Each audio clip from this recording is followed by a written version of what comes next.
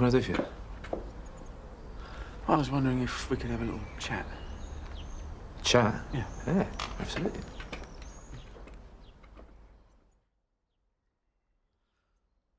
Okay, well, I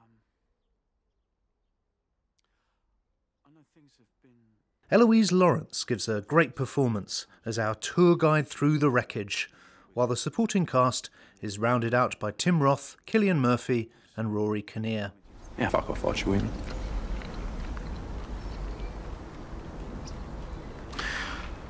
All right, what I wanted to ask you was if you could ask your girls to give the Buckleys a break. They've been having a tough time of it lately. Are they? Yeah. Oh, that's really awful. Peter, a huge amount of praise for Broken, and yet I sense that you're not quite joining the chorus. There's an awful lot going on in this movie. The movie could have gone ahead with about 2 or 3 of the many plot strands it has. I thought it was desperately self-conscious and strained, and it uses violence as a shortcut to emotional truth. I felt there's this equation: violence equals emotional truth, violence equals drama, and I'm afraid I didn't buy it. There's interesting things in it. It's very well shot and a lovely performance from Eloise Lawrence, but I'm afraid I still don't buy it.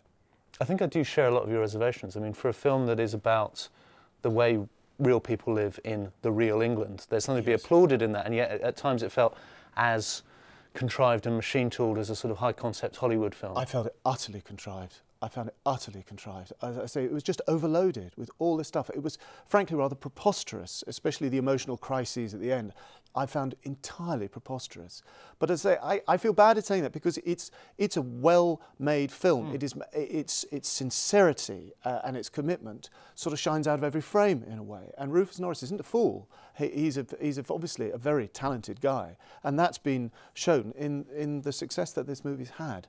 But I couldn't see it as comparable to Andrew Arnold or all these people that that it clearly inspired by or has taken something, I imagine, from movies like Tyrannosaur and Red Road and things like that. But those movies had a simplicity and a clarity that this movie, for me, I have to say, for me, it doesn't quite have.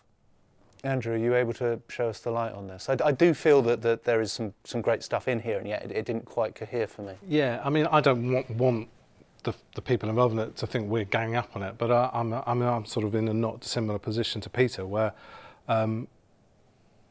you know, it's a classic curate's egg. There's lots of good things in it, but the whole sort of doesn't really work for me. I mean, I sort of feel one of the big problems when you're watching it is that there's these baffling switches of tone, you know, from minute to minute. You know, at one point you're in a Mike Leigh film, another point you're in an Andrew Arnold film, then suddenly some enormous explosion of violence where somebody gets their head kicked in, really nastily, really nastily, and then suddenly you're back with sort of Tim Roth, brilliantly acted, sort of a very sort of low-key, weary naturalism. Man worried about his daughter, and then suddenly somebody else sort of gets the baseball bat in the face, and you know, kind of astonishing. Really. And although there's no rules to say you can't, you know, because I have to say, you know, you applaud the filmmakers' some of the great films do jump around like absolutely. That, you know, it's a very ambitious film. But the problem for me is that all these sort of plot, all these sort of strands kind of cancel each other out. Blue is where I want to be. Do you want to be my girlfriend? All right. Are you in love? Mike and I, of course. Then why aren't you married yet?